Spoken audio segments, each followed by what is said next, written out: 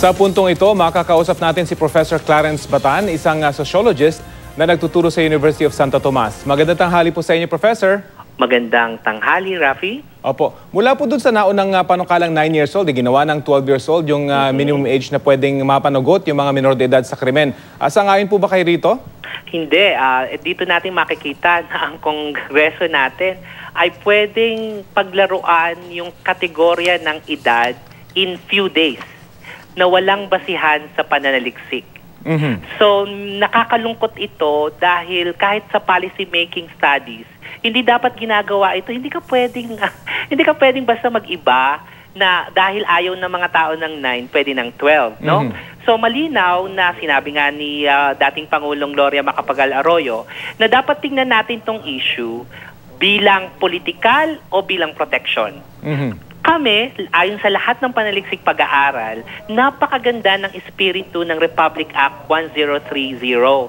Kasi Juvenile Justice and Welfare Act yan noong 2006, no? Ibig sabihin, yung katarungan at kapakanan ng mga napapariwara sa natin ng mga kabataan natin. Ito po yung batas na ayaw na ayaw ng Pangulo, hindi ho ba? Oo, ito yung batas na napakaganda ng espiritu. Okay. At I think dapat maging malinaw sa marami sa ating mga manonood na I think hindi tinitingnan yung kasaysayan kung bakit inamyendahan yung batas.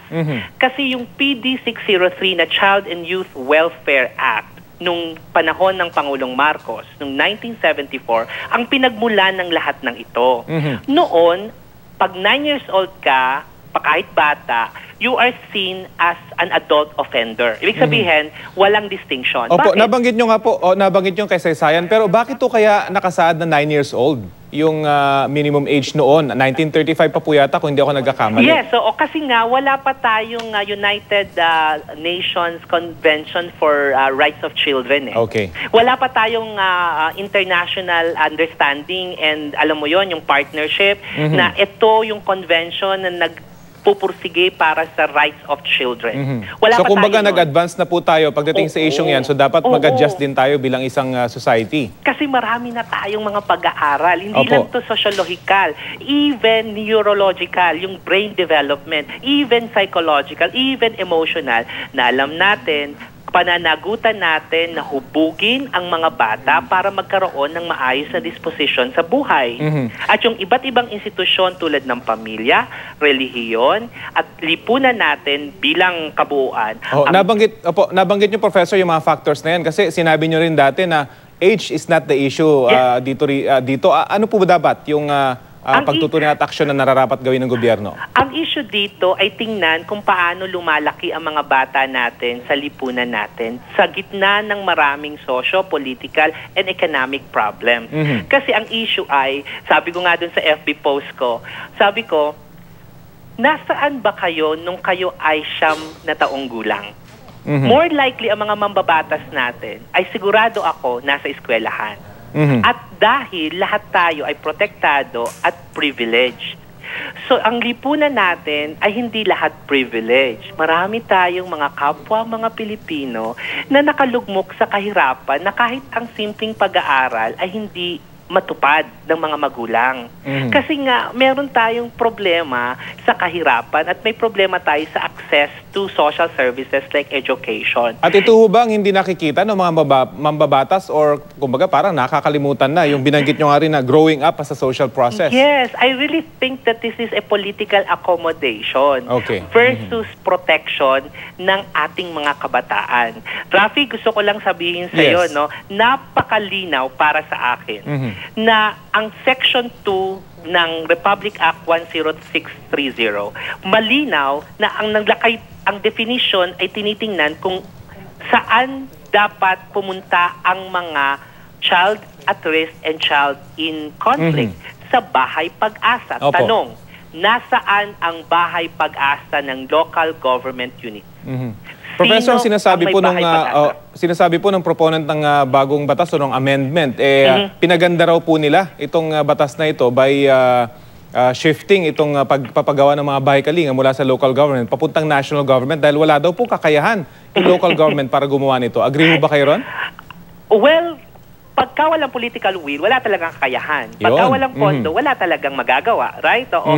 So, but my problem here is that edad ba talaga ang issue? Why is it na yung edad yung pinag-uusapan natin samantalang marami ng pag-aaral tulad dun sa responsible parenthood? Hindi ko alam kung malinaw dun sa manual ng DOH na sinabi doon na ang 10 to 13 ay early adolescence.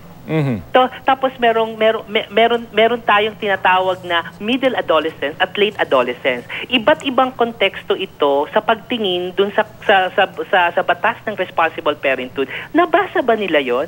Na hindi mo best sasabihin na pare-pareho tayo mula 9 years old hanggang 15 years old. Magkakaiba ang pinagdaraanan nating life stages. Na kailangan maingat nating pinag-iisipan kung paano natin sila pro-protectional at hindi i-criminalize. So hindi po dapat shotgun approach, ika nga, yung pagtugon dito? Hindi po, delikado po ito. Nakakalungkot po ito para sa child responsive, child care, child justice system na meron na tayo lahat sa batas. Bumabalik tayo sa kakaibang orientasyon na gusto nating kontrolin ang lahat, na maging ang vulnerable sector ng being a child is a focus para disiplinahin at i-control. Nakakalungkot. So, ang nabanggit niyo po nga kanina, parang political accommodation lamang ito dahil nagsalita ang Pangulo. So, ang sinasabi niyo ba rito talagang hindi naiintindihan ba or iba yung pananaw ng mga mambabatas sa isyong ito dahil ang aim lang talaga nila ay mapagbigyan ng Pangulo? Yes, this is sad dahil para sa akin at alam nito ng mga kapwa ko nasa academic world na anong batas ang may pananaliksik at basihan. Bakit tayo gumagawa ng mga batas out of emotions, out of our observations? Nakakalungkot ito. Ito ay ang karapatan, ito ay dapat pananagutan ng mga mambabatas na dapat maayos ang research natin sa lahat ng pinapanukala natin. Hindi kasi ito parang bagay buhay ito Kaya kahit ako, kailangan kong magsalita. Kasi kung hindi ako magsasalita, sayang lang lahat ng napag-aralan ko tungkol sa sosyolohiya ng pagkabata at kabataan, hindi lamang dito sa Pilipinas, kundi sa mundo. Yung konteksto na dapat maging malinaw na ang mga vulnerable sector tulad ng mahihirap, tulad ng mga bata, tulad ng mga kababaihan, lahat ng batas ay para sa proteksyon para sa kanila, hindi para sila i-criminalize. Opo. Professor, sa palagay niyo po ba naiintindihan ito ng taong bayan? Sa aking palagay, malinaw na naintindihan ito ng taong bayan. Dahil nasa ugat at puso ng pamilyang Pilipino ang proteksyon, ng pag-una nating proteksyon sa ating mga anak at mga bata. In fact, sasabihin ko sa iyo, even without doing a systematic survey, it seems na yung nangyari na pagtaas agad from 9 years old to 12 years old in a day is a byproduct of social media presence. And outpouring of the sentiment. Kasi nga, you cannot outdone the core culture ng Filipino na kahit yung konsepto natin ng Santo Niño, for example, maybe, yung the child in us, matindi ang pagmamahal natin sa mga bata. So, Professor, at this point, kung bibigyan kayo ng pagkakataon na makapagbahagi ng inyong saloobin sa mga mamabata sa likod ng panukalang ito, ano pong sasabihin nyo? Ang sasabihin ko ay nasaan kayo nung 12 taong gulang kayo. At sasabihin ko sa kanila, yun lang ang pagnilayan natin.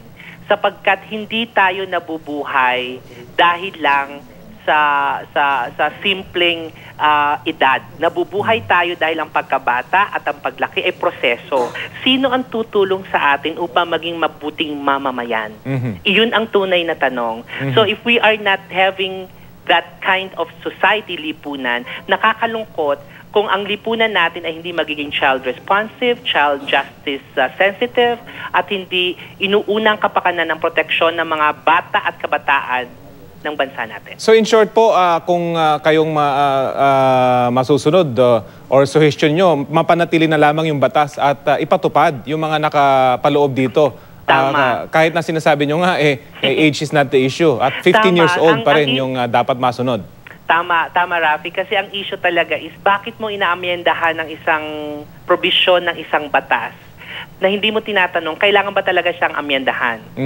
Eh, ang dami ng magagandang nakalagay doon na dapat ipatupad at bigyan ng kaukulang pansin at pondo para makita talaga natin anong epekto nitong batas na ito. Yun lang po. Sige po, maraming salamat po sa inyong mga opinyong ibinahagi po sa amin. Maraming salamat po. Professor Clarence Batan, ang Youth Sociologist sa University of Santo Tomas.